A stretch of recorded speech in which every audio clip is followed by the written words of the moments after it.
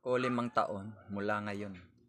Sa aking pagtahak ng landas ng kausayan sa larangan ng IT, iniisip ko ang aking sarili 5 taon mula ngayon bilang isang matagumpay na profesional sa larangan ng teknolohiya na may matibay na pagnanais para sa kausayan at pangakong patuloy na mag-i-improve araw-araw. Sa mundong patuloy na nagbabago, kinakailangan natin ng mag-adapt sa parehong takbo. Ito ay isang paglalakbay tungo sa kausayan at pagbuo ng mga bagong idea.